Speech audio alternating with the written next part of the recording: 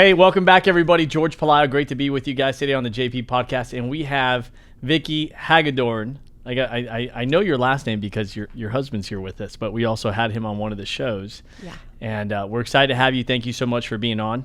Thank you. It's an honor. Thank you. So for those of you guys that don't know who Vicki is, they run I want to say not a company, but an organization more so for grief recovery. And so when we were speaking with Dan, the conversation came up on how a lot of people don't know how to talk about grief or walk through grief with somebody. And it's not really a topic that's talked about, you know? You get into these situations and you're like, man, I'm really sorry to hear that. Or is there anything you need from me? Or I'll pray for you. And it's just like, how do you walk people through some of the most difficult moments of their life? What do you say? What's the right thing to say, wrong thing to say? Why do we respond that way? Because we don't necessarily know how to respond. And so Shane highly recommended you, Vicki, in terms of just who you and your husband are as people. And there's an energy that you get that you guys just love people. And that's like instant, by the way, now that I know your husband, but when I got a chance to meet you. And so we're excited to have you on. Thank you so much. So tell us, how you got, I know we talked a little bit off camera, but how you got into being in grief recovery. Why did you choose that as a calling, as a purpose? Did it choose you? Tell us more about that. Yeah, I would love to. It was, I was an adult, I was a grown up, and I was married, and I didn't live at home. And I say that because I went through my parents getting divorced, and it rocked my world. And I had gone through a lot of therapy, and I had been in quite a bit of recovery all through my 20s and 30s. And I realized that I did not have the tools to process this loss. It felt like the rug got pulled out from underneath me. And a good friend of mine had just lost her sister and had gone through the grief recovery method and said, I think this would really help you. And my first response was, I don't need that. I don't need grief recovery. Because I think, like a lot of people, like you said, I first of all didn't realize I was grieving. And so I went to a meeting to learn about what the grief recovery method was. And that's where I learned the definition of grief. And the first thing I heard was that unresolved grief is the end of a familiar pattern of behavior. And it's conflicting feelings that are caused by that. And when you think about Say that again, unresolved grief. Yes, unresolved grief is conflicting feelings caused by the end of a familiar pattern of behavior. So when you think about it that way, you kind of realize how many things are grief.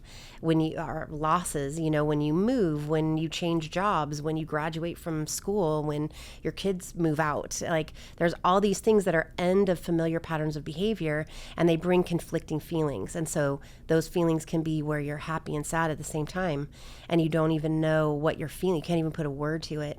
And I remember being at this meeting and learning about grief and realizing I've literally been grieving my whole life. And I've been through so much therapy, thousands of dollars of therapy, to try to learn how to process it. And nothing actually helped me do that until I went through this process. And it was so life-changing in such a short amount of time that I knew this is what I'm meant to do. What's the difference between that process that you went through and through therapy? I think the main difference is it's an action program. So there's a start and an end. And with, I'm not here to bag on therapy at all. I think that there's a place. But for me, my experience was this is an action program, meaning that what you're really doing is you're getting tools. You're learning how to process grief, loss, trauma. And on the way of doing that, you really end the process with tools to process through grief and loss, because sadly, we're guaranteed to experience that, just even in great ways when, like you have young kids as they grow up and you go through different phases of life. I always say that these are transitions. Transitions bring about grief. They bring about all these feelings. So we want to learn how to process them in an emotionally healthy way in order to be present as moms, as spouses, as employers, as employees, like all of those things. What are the most common? So if I'm watching this and I'm like, well, we all go through challenges, like whether it's a relationship or loss of somebody that you love, or loss of whether that's a friend or a partner in life.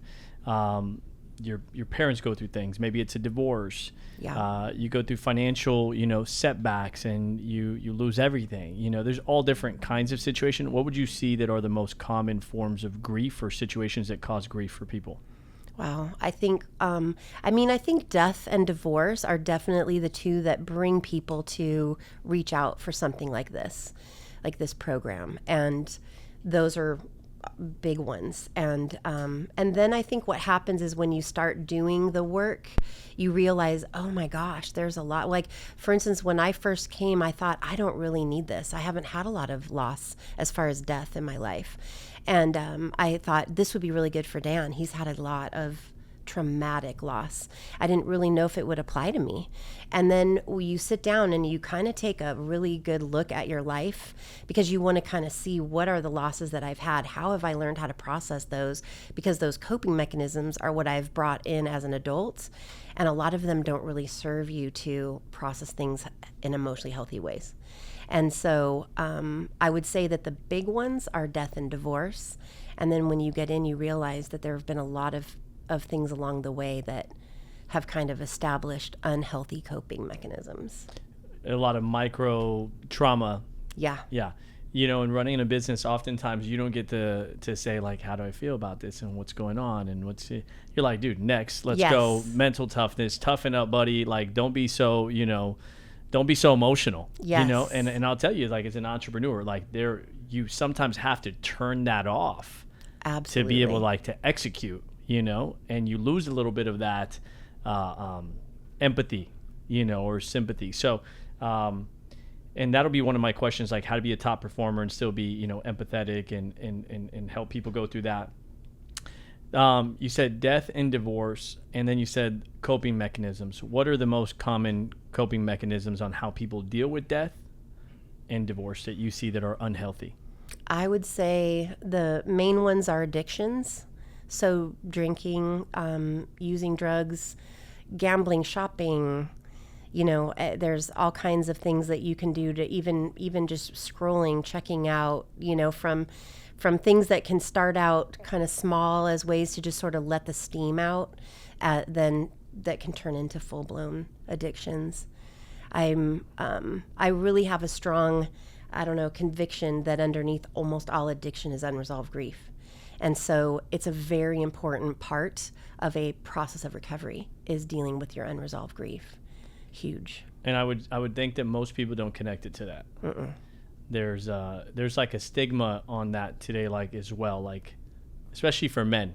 I would say more so. Women, like, it's easier to talk to each other. Guys are like, I'm not gonna talk about the stuff that went wrong with, growing up as a kid. Everybody had stuff wrong growing up as a kid. Exactly. So then you're at this course, you're there, you're starting to identify that you've dealt with these different situations. It's giving you a strategy. What are some things? So if somebody's going through grief, they're going through a divorce, they're going through death right now at this moment, what can they do at this very moment? Well, I think that, let's see. Well, if you're going through something, I would say that okay, here's another definition of unresolved grief. So unresolved grief is undelivered communication of an emotional nature. Undelivered communication? Of an emotional nature. Okay. So when you think of that, you think what's undelivered communication is I need to talk. I need to process. And so a lot of times it can even be something as simple as, being able to have a moment. Let's say you just lost someone that you're very close to, and you're able to just sit down and someone asks, tell me about, let's say it's your grandfather. Tell me about your grandfather. What are your best memories? Depending on how close you are, obviously, to the person, but giving someone the space to be able to just share their heart without, and this is the important thing, is there are over, I don't know how they figured this out, but 150 things that people say at times of loss that are not helpful. Such as they're in a better place. At least they're not in pain anymore. A lot of the times what we've learned how to do to help someone through loss is intellectualize, is intellectualize these emotions because we want to tie it up. We want to help them feel better in the moment. And we kind of are adverse to just letting them cry or letting them feel. And so when we do that, when we give someone that kind of an intellectual answer to their emotions, what we're doing is we're minimizing what they're feeling, and we're giving them kind of an unsaid, we're telling them basically, this isn't really, don't really talk about it, just they're in a better place. Or if you have religion, a lot of times people will say, well, God doesn't give you more than you can handle, which is a terrible thing to say to somebody, especially when they're grieving, because it's not even scripturally sound. It's not true. There's many things in life that we will have to handle, and we don't have the capacity to do it on our own strength. So it goes actually against what the Bible teaches, but it also leaves you with this very confusing feeling of, well, what kind of God, whatever God, fine, I can't handle this. Or, you start to feel bad about feeling bad. And then you're dealing with double, like I don't even know how to handle this right. Like I'm just better off to numb out and not feel this. Wow. Yeah, that's something I don't know what to say. When somebody tells me they lose somebody. Yeah. I'm sorry for your loss. I pray their soul's in heaven. Like, is there something that you need? But like, I don't feel like that's the right answer as well, because is there something that you need? Like, most of the time they say, no, I'm okay, and you don't. Right. Well, and then you say, well, if you want to talk, I'm here if you want to talk. But like, that person's not, most of us don't want to call somebody to like unload on them. Right. So even though I probably need to talk, I'm probably not going to call you. Right. In that case, what's a better way of dealing with that? I think that, by telling someone that you're sorry for their loss is a great thing. I can't imagine what you must be feeling right now, like kind of open-ended. Because even if you've had a similar loss, like let's say you've lost your dad and someone has just lost their dad, your relationship with your dad is 100% unique to you. Someone might have lost their dad who they talk to every day. Someone might have lost their dad that they haven't spoken to in years. And what goes along with that is the loss of the hope of it ever, and which one is worse, right? Which one you can't compare. And so you can't ever even, I know exactly how you feel. You don't. Like we always say, don't ever say that to someone because it's so minimizing. You don't know how someone feels because everybody's relationship is unique. Even a twin brother would have a different relationship with a parent, And so it's a very interesting, and it is a tricky thing because we don't know what to say, but a lot of times just acknowledging, I can't even imagine, letting someone know that you're there for them, and then following up. Maybe the next day or the next couple days, send a text, or do you want to meet for coffee, or, something like that. Yeah, inviting them to spend time or Yes. Okay. And in that, when you're having a conversation, is it unhealthy for that person? Because you're going to bring up pain, right? Like, hey, tell me more about, that do you dive into that? Because I feel like that's the stuff people don't want to dive into. Like, what was it like? What was your relationship with them? What's your, like, I wouldn't even know what to necessarily ask in that moment when we're getting together for coffee. What does somebody ask? I think asking how are you doing, like kind of the general things, how are you doing? And sometimes you're right, people don't want to, but once they do, you'll be amazed at how much they just start talking. And it's making me think about when we do, one of the first things that we talk about the first week in the course of grief recovery is, what are some of the myths that you've learned about grief and loss, like growing up? And there's 6 kind of major ones that we talk about that kind of everything falls under. And the one big one is like, don't feel bad, time heals, keep busy, replace the loss. These are things that we tend to have learned. Either we were told that, or maybe maybe you lost your dog and then the next couple days later you got a new dog. Like things that you just kind of learned growing up. So there's a lot of things that we realize when we don't say those things and we open up the space that people just start really talking.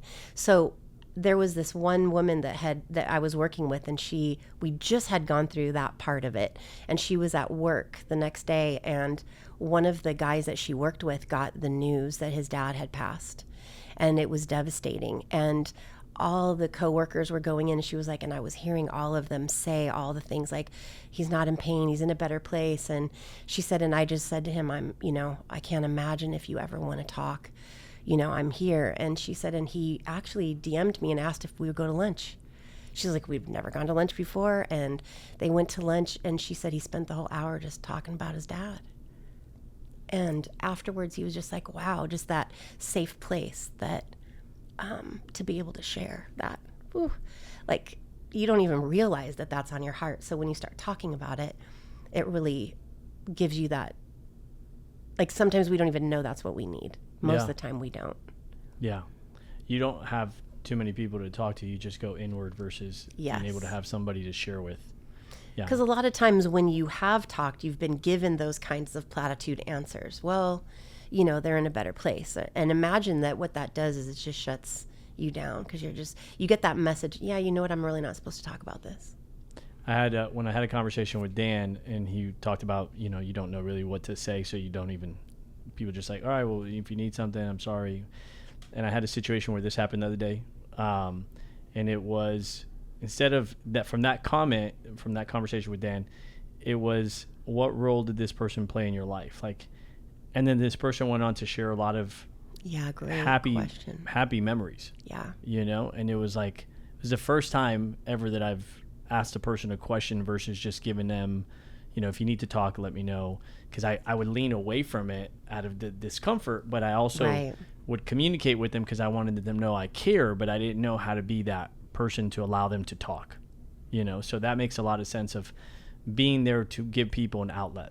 Yes, to speak definitely. And listen. Great question. Yeah. Yeah, Dan is king of knowing how to ask questions. And then what about divorce? For people that have been through divorce, is it the same concept of just being there to be able to listen, different questions to ask? Is it a different process? Is it similar? I would say it's similar in the way that they're going through like the end of a familiar pattern of behavior, and they're going through the end of that. It's a little different because it's a depending on, sometimes they can be very tumultuous. Sometimes there's a lot of anger. There's a lot of, pain. There's a lot of sad hurt and all those things. I think that anytime that you can just be what we say, a heart with ears, and that's someone that can be present. And I don't have an opinion on what you're going through. I'm just here to listen and be a safe place for you to just process and vent sometimes, to be able to vent. Got it. In terms of therapy versus grief, like how a therapist would go about that and grief, what would you say is the main difference between those two? I think the main thing is that grief recovery it's an action program. So we start, you're going to start and finish it honestly in 7 weeks. And then so it's 8 weeks. And the 8th week is a follow-up, like a coaching. Okay, how do you use these tools moving forward? How do we move forward? So it's a very distinct amount of time versus sometimes therapy. There's a lot of sessions of discovery and different things. So we do quite a bit in a short amount of time, and it's very structured. So we're there to really help you get connected to your emotional truth about the way you've learned how to process grief and loss, the examples that you've had, and then a specific relationship. So what we usually end up doing is focus on a foundational relationship in your life. So sometimes someone might come and maybe they're going through a divorce, let's say. We usually will start where let's start back to a foundational relationship, which is usually one of your parents.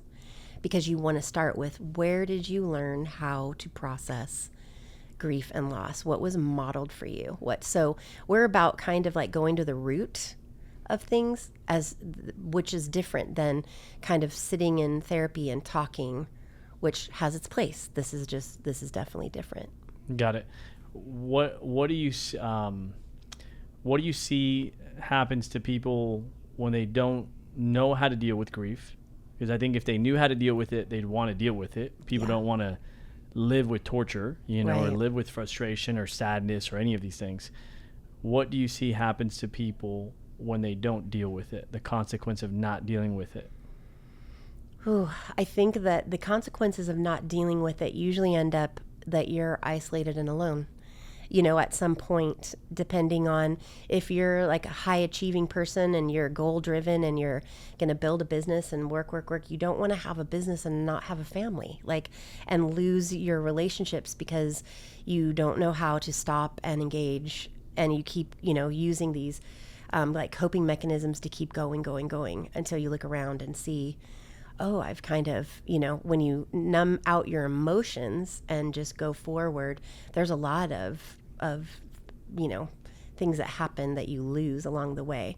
I think addiction is a big one. People can go full blown into addiction and they just kind of go inward and numb out, and they can't, the longer that you go, the less you can kind of handle. And then you end up in the hospital, or you end up medicated, or it just kind of tends to keep getting worse and worse and worse. And I think ultimately, we talk about this a lot too, is that unresolved grief is a lot of times underneath your body will physically manifest, and you'll get sick.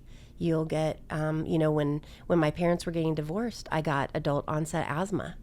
I had never had asthma in my life, and all of a sudden I'm in the doctor's trying to figure out, and I remember the doctor saying to me, a holistic doctor said, lungs are grief. Lungs represent grief.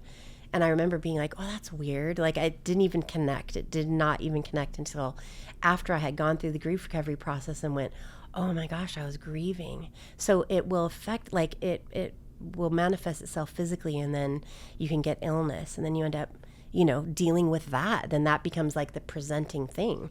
Then you're dealing with the illness. And so I think when you say what's the long term, is I think it's, your life of health in all these different areas, emotional, physical, all these things. I'm assuming that affects you the most outside of your relationship with yourself, with your spouse, in terms of how you go through challenges in the marriage. Yes. Because if you have anxiety or stress or challenges that you haven't dealt with, you're carrying that around. Yes. And then they're carrying their stuff around, and then you add kids to the mix, and there's the pressure of being a great parent and balancing your work life and your marriage and your child.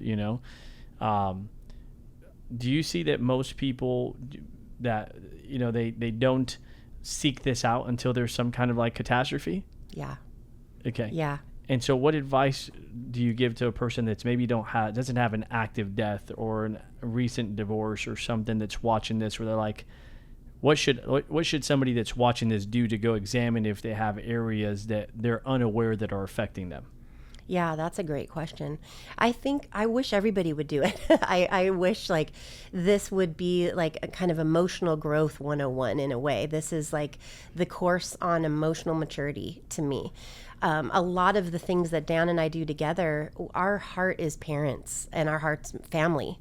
So it's about that. And I remember, because when I went through grief recovery at that age, and Dan and I had been just married for about 4 years, and I went through the process because of my parents' divorce.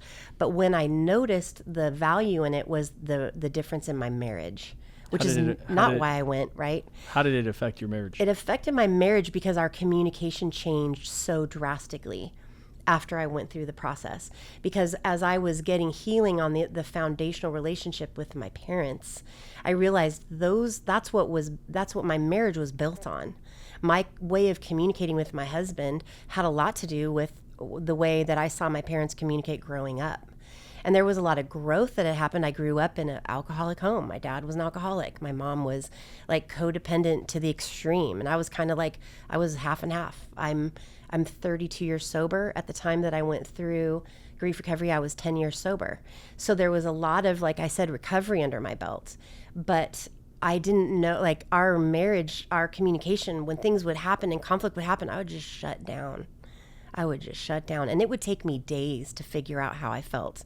And he's a very patient man, but I really tested, and he was very patient with me. But I remember after doing grief recovery, I remember having a conversation and realizing I know what I'm feeling in the moment. And I'm actually able to say, oh, this is how I'm feeling, and have an opinion, in my therapy, I had gone through a lot of therapy. I had dealt with addiction. I had also dealt with a very severe eating disorder through all of my 20s. So I was in very intensive therapy. And the theme of it was always boundaries and codependency and, all these things that I had all this head knowledge of. But when the moments would happen where I was triggered, all of that went out the window. And I went into protection mode, just like I had done my whole life. It was just like shut down, don't say anything, don't make anybody mad. How do I feel? I have no idea how I feel because I've learned to look through a lens of how everybody else in the room is feeling. Mm-hmm. And I never really believed that would change because I had done a lot of therapy and it never did. I was doing my best to kind of live where that wasn't running my life. I had a very strong, I didn't struggle with any of those things anymore. But I knew I don't have the tools to process this. And when I could tell you that I was in a conversation with my husband and all of a sudden I was like, I'm able to know what I'm feeling in the moment. I'm able to have boundaries. I'm able to understand how it was like, that's when I said, this is different than anything I've done. This was able to somehow get to the root of something that I didn't even believe could ever actually really change. I always say this to people when we first start talking about grief recovery is, you are like a fruit producing tree. That's who we are as people, right? We produce fruit in our life. And when we want to change the fruit, we tend to prune a tree. And you can prune a tree all day long. You're always going to get the same fruit back until you dig up the root and plant in new seed. And then you're going to get new fruit. And if your fruit is that you have, from codependent behaviors, not knowing how you feel about something, or addictive behaviors, self-sabotaging, all the different things, it's very possible to go in, dig up the root, and that's what we do. And that's what we commit to together. We're in it totally with you 100% the whole way. And I always say, trust me because I know that this works. I'm here to facilitate this with you with the belief that I know how powerful this is. And I also know from my own experience that the change that happened in my marriage and in my ability to be present. We always say that's like a bonus that you get to be present in the moment. To be present in the moment with your spouse or your kids instead of being triggered by something from your past that you don't even really know what's going on, but all of a sudden you're so shut down you can't engage. And if someone asked you how do you feel, you wouldn't even know what to say. My first argument with my wife, we were dating at the time, and we laugh about it now, but in the moment she had made dinner, and so I was like cleaning the dishes, and I left all kinds of water around the sink. And and she said something to me like, why would you leave all this? Or she says, aren't you going to dry that? Something. And it was so small that it just triggered me. Because I'm like, I'm trying to do the right thing. I'm trying to like I'm washing the dishes. Like what, Right. And at that moment I said, and I had come out of a relationship, just things didn't go right and wish the best for the person. But there was, being disrespected or being talked to a certain way. And so now I'm with my wife, and it just triggered this moment of like, this is the first, and I said this to her, it wasn't like a proud moment either. This is the first and last time you're going to speak to me that way. And then she completely like shut down. Mm-hmm. So this is awkward now because we're still dating at the time. It's like our fifth, sixth date. And I'm like at her place. And so I'm like, do you want me to leave? And she's like, and that probably would have been where our relationship ended if she said yes. She says, no, why would I want you to leave? Just because we're not like, just because I'm upset doesn't mean I want you to leave, And then we ended up talking, and it ended up being that two people were triggered. I was triggered on the disrespect because I felt that way, right? So I'm like, no, I don't accept that, because it's right. My mechanism of defending myself.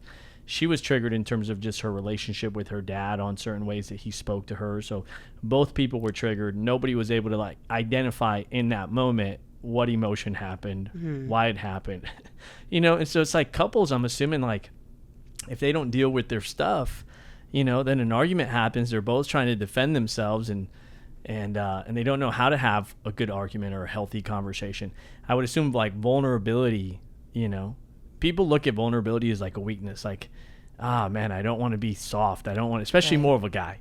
Mm-hmm. I can speak for me. Like, I don't want to be, vulnerable. Mm-hmm. But I think it requires like real maturity as a human being to be vulnerable and to really trust that person in that process. And it's hard because that's not really taught in marriage, or in life. All. You don't see your parents argue that way. No, you don't see, hey, this bothered me because, yelling or leaving. So yeah, absolutely. And I think like what you said, you were triggered by this relationship from before. She was triggered by her dad, and that's what it is. Like, that's why we all, like, I'll say if somebody comes in and they're dealing maybe with divorce or something, we will first look at your whole life. You look at your life and you look at what we call a loss history graph. So you're going to look at the losses that you've experienced, and from that we figure out where we start. And a relationship or a marriage is what's built on top of this foundation. So you can, get help for those things, but until you deal with this stuff. And what I love is that it brings clarity. So in the moment you could go, okay, and you kind of figure out what works for you as a couple. I need to step away right now and kind of process this. You have the tools to do that, to recognize, okay, I'm being triggered by this. Let me go back, and then you can come back and say, wow, that really triggered me because I've been, and you can actually come together and talk to each other with honor and respect. And that's not an easy thing for sure. And it definitely takes vulnerability. Yeah. But the willingness. Yeah. There's no wonder why divorce is so high. Oh, yeah. Yeah. Because it's not like you don't learn, there's not like a class on how to be a great husband and wife or have a great marriage. Like if you don't have an example of it at home, or you're around people at a church maybe, or you're blessed enough to have a friend that models a great marriage, which oftentimes people don't. Yeah. There needs to be more great marriages in community, because it's so good for children and so good for one another, for a person to have a companion. So how does the process, so how could a parent, like let's say that I'm watching this and I'm going to go, if somebody wants to learn more about it for themselves, to just say, hey, is there anything that I could do better, right? I know we talked about, and it was to just email you at freedomfromgrief.com, right? And then from there, maybe you could talk to the person and walk them through like what this process looks like. So that's one, as an adult, somebody that's, even for myself as a leader, I'm always learning like my personality type. I work this way, but there's a lot of other people that I need to lead. And instead of saying, well, if they're not like me, they're not going to be a top performer, more so being able to say, how could I develop a top performer that just has a different personality, different background, energy, different, different types of people. How could I do this right now to avoid making some of these mistakes with my kids? Oh, such a good question. Yeah, we actually, Dan and I we have a whole parenting, I think that might be what you guys talked about, are preparing kids for life. And we have an ebook that's called Building an Emotionally Healthy Home. And we've worked with couples, and I think once you do the work, to be able to do the work together is also, so powerful, because when you go through it, and this is a huge benefit as an adult, as a dad, when you go through the process of grief recovery to help get tools for yourself, you're going to automatically teach those to your kids, because you're no longer passing down unhealthy coping. And unhealthy coping, like you've brought it up a few times, for boys is usually, stop whining. You're going to cry, I'll give you something to cry about. You're going to cry, go to your room.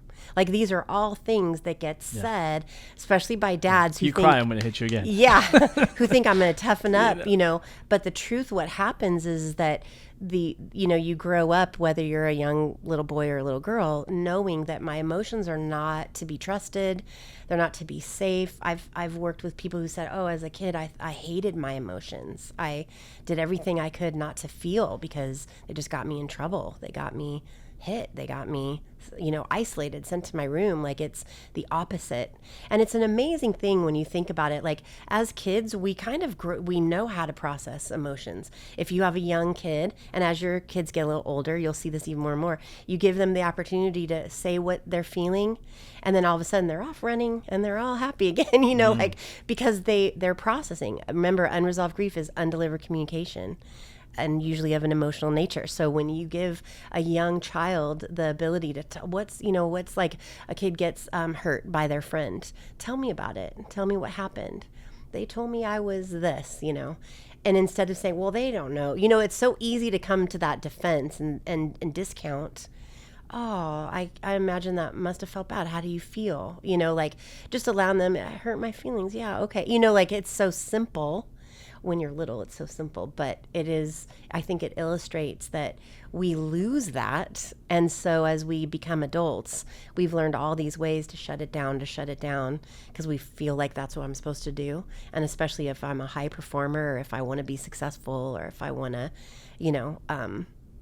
fill in the blank, do whatever, then I've learned how to do it. But those emotions have to go somewhere. There's a really cool analogy that we use, and it's like if you think of yourself, okay, I know I said we're a tree, but now I'm going to say you're a tea kettle. If you're a tea kettle, and if you're a tea kettle and you think about a tea kettle on a stove, and there's water in a tea kettle, and water represents emotion. And if you think about that water in a tea kettle, there's a lot of energy. When you turn up a fire and there's water in that tea kettle, that water starts swirling around. There's a lot of energy. And what happens when we've learned all these kind of intellectual ways, we're just sticking a cork in a tea kettle. Well, don't feel bad. If you're going to cry, I'll give you something to cry about. All these things that we learn, we're just sticking a cork in there, and that water is just, so it's going to go somewhere. So it comes out in anger, it comes out in, little explosions when we're kids, temper tantrums. Those are all this unresolved grief. We don't know what we're feeling. We're just letting it out somehow. So we learn ways to take the cork out, which is ways that we drink or do something to feel better in the moment. And then we're just kind of on to doing the thing again the next day. It's just the ebook that you said you guys have. What's the title of it? It's called Building an Emotionally Healthy Home. Okay. In that book, does it talk about like the marriage aspect and the parent aspect? It talks a little bit about the marriage, but mostly it's about parenting. Mostly it's about with little kids, but we have quite a few. We have an ebook on the 6 myths of grief and loss. We have we have a few things on there that help with that too, but the ebook is mostly with parenting. So tools for parents, one would be asking more questions instead of trying to solve the problem for them. Yes. Asking them more questions about how they feel through that. Any other like simple, actionable things that a parent can do to like deal with their kids when their kids are going through some hard moments, so that they, can deal with grief in like a healthy way, or learn how to deal with it in a healthy way? Yeah, I know. I mean, and it's challenging for sure. It's going to challenge our patience and all of those things. But one of the things that's coming to my mind right now is a lot of times we'll ask our kids, like, what's wrong? And it can be said like, what's wrong? And just even the wording of that is, there's something wrong with me as That's a child. so true. What's wrong with you? What's wrong with you? Yeah. And the wording of that, instead saying, hey, you seem down. You seem sad. Tell me, what's going on, because just the wording of that is going to and as a kid gets older, they start to learn, oh, I don't want anything to be wrong. I want to make dad happy. I want to make him proud of me. I want to make, I don't want to be depending, like you said, on the child's temperament, but not asking that question, not asking what's wrong or what's wrong now. Because a lot of times we can get, it's a lot, when you're going through kids at the younger ages too, but to have that patience and to just really try to recognize that you want to be a safe place for them to be honest, to be able to tell you. So, hey, you seem down. What's, is there anything? And then they if they don't say it in the moment, they'll come back. You want to have those times, because by the time they become teens, you want them to invite you in. You want them to recognize you as a safe place, as opposed to, I don't tell my parents anything and I'm going to go out and figure out, from social media or friends or all the ways to check out, because it's all out there. Yeah. Anytime you feel you're going to be judged by somebody, you're going to hide parts of your life from that person. Definitely. For sure. I'm not going to, they can't find out I did that. I'm going to, get in trouble. But on the flip side of it, my mom was really good at like, no, something's off. What's wrong? Like I can, and then you'd be like, nothing. And then you'd be like, no, what's wrong? Well, this just happened today, and then She was really good about that. She is really good about that. Yeah, that's awesome. In terms of working with, last few questions, in terms of like working with business people, do you guys do anything with like business people that are leaders of organizations in terms of teaching them how to create a better environment of coaching people? Because when you coach in our business and doing life insurance retirement, we coach a lot of people, and there's, they go through things. Yeah. I have a really good couple, and both of them lost their dads. And so, and they're partners of mine. They're great people, amazing people. They were very tight with their family. So, they took it in a very hard way. Yeah. But they're also leaders. So they're like, I got to perform. Right. I got to play hurt. And I even push, I talk about playing hurt all the time, because, we have organizations, and sometimes as a leader, if you turn off, you hurt your people. Like the people that you're guiding and mentoring, they need you to still be a leader for them, because they're counting on that, Right. And so it's like, how do I go through my own problems while not allowing it to affect me at work? Because if I do, I hurt the guys that I'm supposed to help. Do you guys do any kind of coaching there, or any kind of advice or direction? That's a great question. My advice would be for them to definitely do grief recovery, because the other thing that I love about it is that you can be sure that this process is an action program. And I think that what happens is people start to feel better right away, because there's hope. There's hope that I'm getting tools to process this, and that allows you to show up, to kind of with that hope that you can, that I'm giving myself this time, and you have to do that for yourself. You can't just push it aside and 100% show up. It's, it's a weekly time, and then there's homework. And so by making that commitment to yourself, then you can show up better for your people. And you're able to even learn in the process how to be more of a safe person for other people. Because I think I understand what you're saying by play hurt is how you said it.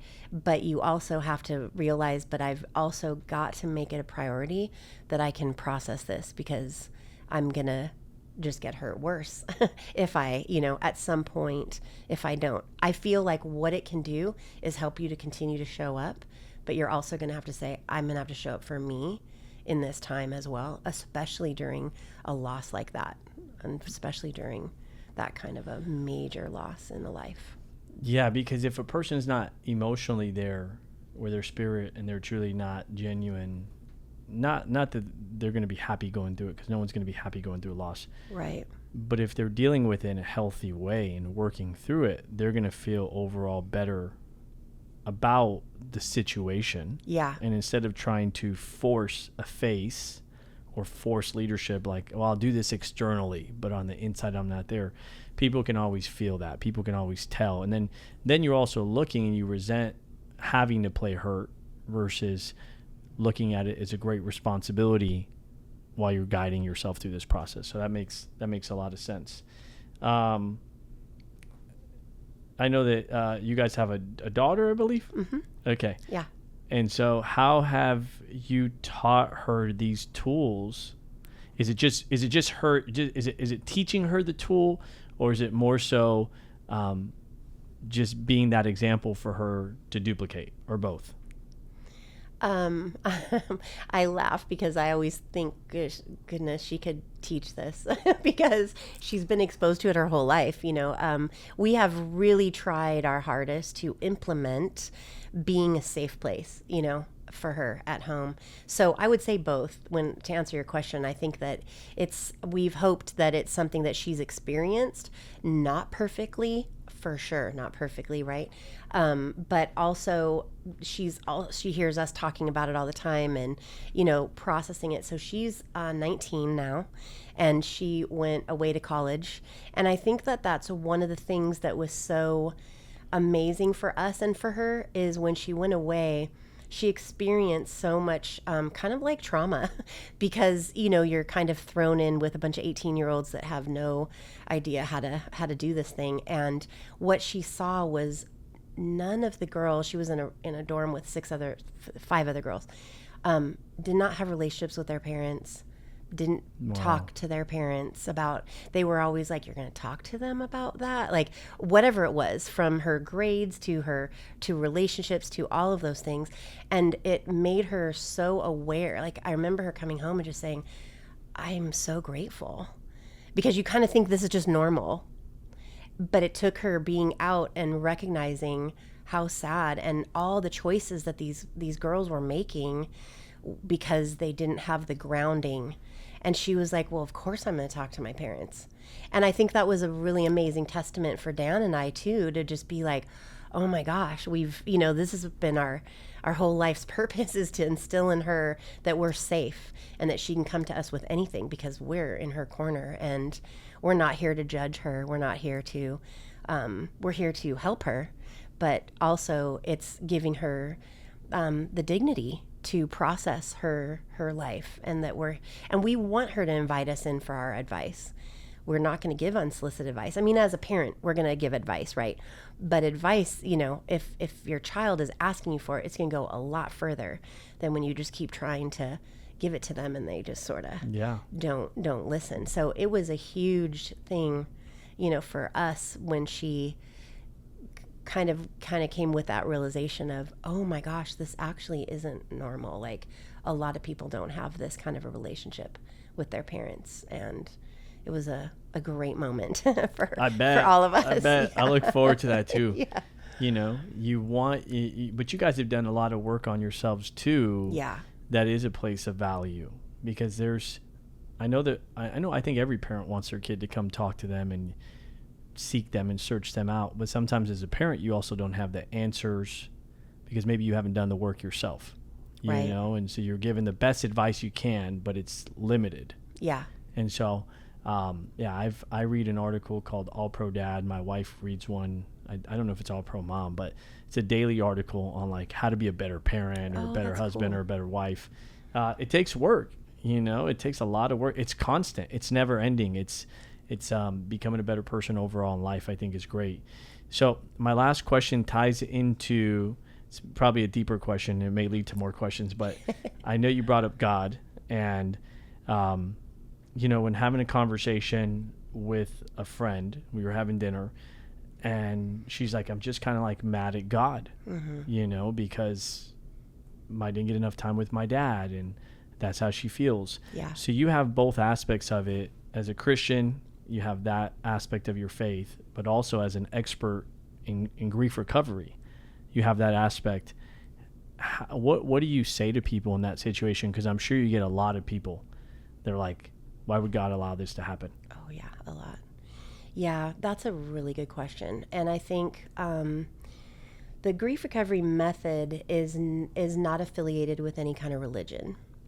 And I am a Christian, very strong, solid Christian, and I recognize now really strongly why it's that way. And it's because it has to be a safe place for people to feel however they're feeling. A lot of times at church, when I've mentioned, people will say, well, God doesn't give you more than you can handle. A lot of times people are very angry at God, whether they're Christian or not. They can be really wrestling with that. Totally makes sense. And it's not a sin or bad to be mad at God. It's normal and natural. And so we want it to be a safe place for people to be totally honest. They're never going to be told, oh, you shouldn't feel that way. That's not okay. It's 100% okay. And it's very natural to have feelings of you don't understand. How does God allow things that happen? Very hard things. So I think for me, when I went through the program of grief recovery, I had been a Christian just for 8 years. I became a Christian later, like as an adult. And not only did I feel like the healing was so intense of what I experienced, but I also thought this is actually the heart of God. Because one of the things that we talk about every single week, we do commitments. And those commitments are that this is not a place for judgment. There's no judging, no comparing, and no minimizing. And I always say, I'm not here to fix you because you are not broken. I am here to listen with dignity and respect. And I think that the heart of God is not judgment, and it's not to be minimized. And so many times we can feel that way in church. I know I did. I did. And when I went through the process of grief recovery, I went, oh my gosh, this is actually I more experienced the heart of God in this process. And it totally strengthened my relationship with God, even though we never talked about God in the program. But I am a Christian, and I've worked with people who are and who aren't. Sure. And I feel with 100% confidence that on the other side, the healing that happens, a lot of it tends to get blamed on God. And the healing that happens in the process is you get a shift in your perspective. You get a shift in your perspective of how things are, because you get to get heard and you get to process your own grief and loss. And on the other side of that is a whole host of forgiveness, and it puts you in a different mindset. And a lot of times, just from the process, you no longer blame God. You have a different clarity. You have a different understanding. And so you can even use the tools to graph God. We recommend, like, we've taken people through that. Graph your relationship with God. It's one of the tools that we have, so that you can get complete and really to deliver those communications that, God can handle. A lot of times in church settings, you get really shut down when it comes to these kinds of feelings and emotions. But I think just in the process of being heard, there's so much about that is, I think, really more closer to the heart of God that I even experienced in church. And you said three things. You said judging, minimizing, and comparing. That's super helpful, because those three things right there, you can remember that. Like, don't judge the person, don't minimize what they're going through, don't compare it to something you've been through, because like you said earlier, did they talk to their dad every day, or did they not talk? It's a different relationship altogether. Super helpful. Well, thank you for being on. Yeah, my pleasure. I'm looking forward to going through the process myself. I'm going to see, what areas I can get better in, as a human being. And then maybe we'll do a part 2 after. Yeah, that would be great. Awesome. Thank you so much, Vicki. Thank you. My pleasure. So, guys, whatever, I know a lot of us have gone through all kinds of things in life. Maybe it's with parents, maybe it's in a relationship, maybe it's different things that have just emotionally messed you up. And we don't like to deal with it. We don't want to talk about it. I remember when my mentor told me, you need therapy. That's what he said. You need therapy. And I'm like, I was pissed. I was like, who are you to tell me? I need, like, what? Like, you need therapy?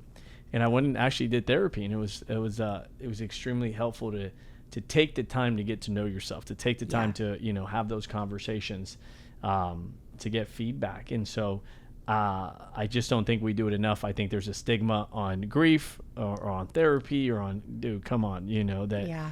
But then you look at all this the crap going on in people's life. Like you said, whether it's food or alcohol or spending money, shopping, any kind of distraction of unplugging from this place that you just, let's deal with it instead of keep coping with it. So I hope you guys got some value. If you guys would like to reach out to Vicki again, freedomfromgrief.com, and you can reach out, and hopefully some people connect with you. So thank you again. Thank you. My pleasure. Yep. We'll see you on the next one, guys. Take care. Bye-bye.